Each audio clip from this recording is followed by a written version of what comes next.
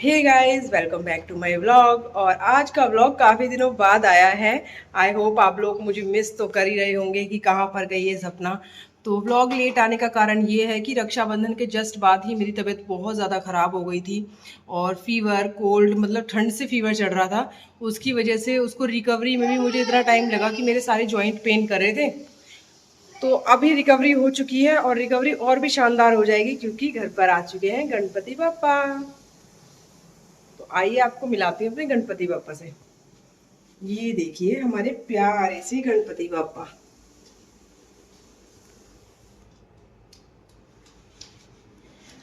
और ऐसा होता है कि हम लोग ना डिसाइड नहीं करते कि कौन से गणपति जी हमें अपने घर लाने हैं। गणपति जी ऑलरेडी डिसाइड करके रखते हैं कि मुझे किसके घर जाना है। तो हम वहाँ पर जब गए, काफ़ी बड़ी साइज के गणपति जी भी वहाँ थे और हमने सोचा था कि बड़े से ले लेते हैं, लेकिन पता नहीं क्यों जाते ही ना हमें इन गणपति जी पे नज़र पड़ी। इनकी फिनिशिंग और मतलब इतनी प्यारी फिनिशिंग थी। दूसरा, नज़र पड़ने के बाद इनसे नज़र हटी ही नहीं। हमने गणपति जी तो देखे बहुत, पर नज़र ही नहीं हट पा रही थी। और फिर जो मेरे साथ गई थी पीयू की मम्मी, मतलब रितु दीदी मेरे साथ गई थी। रितु दीदी बोली कि भाभी कुछ भी कहो, देखो बड़े बड़े गणपति जी हैं बट इन गणपति जी से नज़र ही नहीं हट पा रही है। और मुझे लगता है यही हमारे साथ जाना चाहते हैं। तो फिर हमने किया ठीक है, तो जब आप ही को हमारे साथ चलना है तो चलिए, क्योंकि ऑलरेडी उनका डिसाइडेड था कि मैं ही जाऊंगा। तो अब की बार मैं 1.5 दिन के लाई हूँ। हर बार मैं 3 दिन के लाती हूँ, मोस्टली 3 दिन के 5 दिन के ले आती हूँ। लेकिन अब की बार मैं 1.5 दिन के लेके आई क्योंकि ऑलरेडी तबीयत भी खराब थी और हमें कहीं जाना भी है तो उसकी पैकिंग भी करनी है। तो उसकी वजह से मैंने सोचा कि इस बार गणपति जी तो आएंगे, जरूर आएंगे। और 1.5 दिन के ही सही, बट मेरे पास गणपति जी आए। देखो, कृपा तो छोटे हो या बड़े हो, मूर्ति चमत्कार तो सब में बराबर है, शक्ति तो सभी में बराबर होती है। तो हमने ना जितने भी गणपति जी वहां पर देखे थे, ज्यादातर गणपति जी जो बड़े साइज में थे। पापा को कलर परसों तक रख लो। हम्म। पापा को कलर परसों तक रख लो। बेटा ये देखो, पापा की मर्जी होती है, हमारी मर्जी नहीं होती कि हम उनको कितने दिन रखेंगे। वो मेहमान है, उनकी मर्जी है, उनका घर है, वो कितने दिन यहाँ रहना चाहते हैं। इसके अलावा भी तुम्हें पता है गणपति बाबा के पास और भी ऐसे हैं हमारे जैसे भक्त, जिनके पास उनको जाना होता है ना। तो उनके पास भी तो कृपा बरसाने जाना है। अगर हम अभी से हम ही रखेंगे तो फिर कैसे होगा। तो गणपति पापा ने खुद ही डिसाइड किया है कि वो किस स्थान पर 1 दिन के लिए रुकेंगे। तो वो आज चले जाएंगे शाम तक, तो 1.5 दिन के लिए रुकेंगे। इसे मत टच करो। तो जो बड़े बड़े गणपति जी थे ना, तो उनमें हाथ खाली थे, तो कहते खाली हाथ वाले गणपति जी घर नहीं लाने चाहिए। वो बड़ी प्रतिमा होती है, वो वहां पर रखते हैं, ज्यादा सोसाइटी वगैरह वाले रखते हैं, ताकि वो ज्यादा लोग मिलके खड़े होकर पूजा की जाती है वहां पे। तो इसलिए उन गणपतियों को खाली हाथ वाले को नहीं लेते हैं। या फिर खाली हाथ गणपति अगर आप ला रहे हो तो उनके हाथ भरे हुए होने चाहिए, आपको उनके हाथ में लड्डू रख देना चाहिए। पर मेरे घर में छोटे छोटे बच्चे हैं, आप जानते हो, ओशियन तो कोई भी प्रसाद नहीं छोड़ता है। देखो यहाँ पर पंचमेवा रखा था, पंचमेवा में से भी एक मेवा गायब है, मखाने यहाँ से गायब है। तो ये कुछ नहीं छोड़ता है। इसलिए मैंने सोचा कि अगर मैं गणपति जी खाली हाथ लाऊंगी और उनके हाथ में लड्डू रख भी दूंगी तो ये ना ये लड्डू छोड़ेगा नहीं। इस लड़के ने पूरी प्लेट में काजू ही काजू कर दिए थे, मैंने वो फिर से धो के लाए तेल के। तो मैं अगर ले भी आती और उनके हाथ में लड्डू रखती तो क्या ये लड्डू छोड़ता उनके हाथ में? उनके हाथ खाली रह जाते। हेलो गाइस,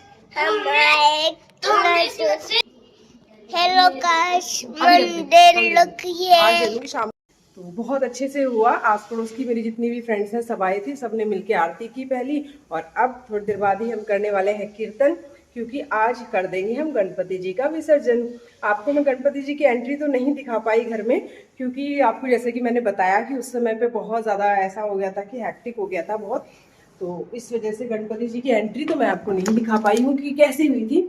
बट हाँ, अब मेरे गणपति जी का आज विसर्जन है, तो विसर्जन की पूरी प्रोसेस में आप सब मेरे साथ रहिएगा। अभी थोड़ी देर बाद होने वाला है कीर्तन। सारी मेरी दोस्त कीर्तन के लिए आएंगी और इतना प्यारा कीर्तन घर में करेंगी, आप यकीन। सो गाइज, मैं तो रेडी हो चुकी हूँ अब गणपति जी के कीर्तन के लिए। अब बस लेडीज़ का आना बाकी है। कुछ लेडीज़ तो आ भी चुकी हैं और कुछ आने वाले हैं, और फिर हम सब लेडीज़ पार्टी मिलके करेंगे बहुत सुंदर सा गणपति बापा का कीर्तन, और फिर चलेंगे विसर्जन के लिए। तो 10 दिन के लिए गणपति जी लाते हैं। बहुत से लोग क्या सोचते हैं कि ये जो है वो महाराष्ट्र में होता है फेस्टिवल, बट ऐसा नहीं है, ये सब जगह होता है। जैसे हमारे यहाँ पे कुछ लोग क्या मानते हैं कि गणपति जी या कोई भी देवी देवता हम बनाते हैं फिर उन्हें विसर्जित कर देते हैं। ऐसा नहीं करना चाहिए।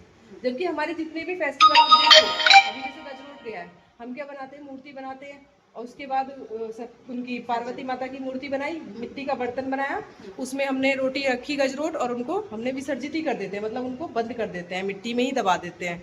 ऐसे ही कोई कहानी कहती है लेडीज मिलके, तो कोई एक हमारे पास कम होती है लेडीज, जैसे 3 है तो 4 करने के लिए हम क्या करते हैं, मिट्टी के लड्डू गोपाल बना लेते हैं, कलावा बांध लेते हैं, फिर उनको भी हम विसर्जित कर देते हैं। तो सांझी माता लाते हैं, उनको भी अपने घर रखते हैं 9 दिन के लिए, फिर विसर्जित कर देते हैं। तो गणपति जी का क्या था कि जब उन्होंने वेदव्यास जी के कहने पर ग्रंथ लिखा था, महाभारत लिखा था, तब उन्होंने कहा था बिना रुके उन्हें लिखते रहना है। तो जब वो लिखते रहे तो उनका शरीर बिल्कुल तप गया, तो उस शरीर को ठंडा करने के लिए उनको पानी में डाला गया। तो ऐसे ही हम लोग सब सेवा ही करते हैं कि उन 10 दिन में कोई 1 दिन की, कोई 2 दिन की, कोई 7, कोई 3, कोई 5, अपने ऐसे सामर्थ्य के हाँ अनुसार। अपने सामर्थ्य के अनुसार जैसा भी है उनको लाते हैं, सेवा करते हैं, फिर विसर्जित कर देते हैं। इसीलिए देखो गणपति जी की मूर्ति आप ज़्यादातर जितने भी स्कूल देखोगे, स्कूलों में या तो सरस्वती माता होती है या फिर गणेश जी होते हैं, क्योंकि गणेश जी पहले लेखक भी थे, पहला लेख उन्होंने ही लिखा है, पहला ग्रंथ उन्होंने लिखा है, तो वो पहले लेखक भी है, तो इसीलिए वो हम स्कूलों में देखते भी हैं। तो मेरा तो ये मानना है, कोई भी फेस्टिवल जो होता है ना, वो किस लिए होता है कि हम लोगों की जो आस्था थोड़ी बहुत इधर डगमगा रही है ना, उसको बैलेंस करने के लिए, फिर से उसी राह पे लाने के लिए। बिल्कुल, ये बहुत अच्छी बात कही है आपने। हमारी आस्था को सीधा मूर्त रूप देने के लिए हम किसी फेस्टिवल को सेलिब्रेट करते हैं, और आपके विचार बहुत अच्छे हैं सपना। तो आप लोग अब देखिए, अब हम लोग सब मिलके ना कीर्तन करेंगे। हमारे यहाँ ना कीर्तन का भी कोई ऐसा वो नहीं है सेंस की, मतलब आपको बहुत खर्चा करना, बहुत सोचना पड़ेगा कीर्तन के लिए। हर वक्त यहाँ की लेडीज रेडी रहती है, उनको तो बस जगह चाहिए कि जहाँ आप एक स्थान दे दो, यहाँ कीर्तन होना है, सब इकट्ठा हो जाती है और इतना सुंदर कीर्तन करेंगे। अब आप देखना कितना सुंदर कीर्तन होने वाला है। हमारा कीर्तन शुरू होने वाला है, और आप लोग भी हमारे कीर्तन में शामिल होइएगा। थैंक सरसों वक्रतुंड त्रिनयना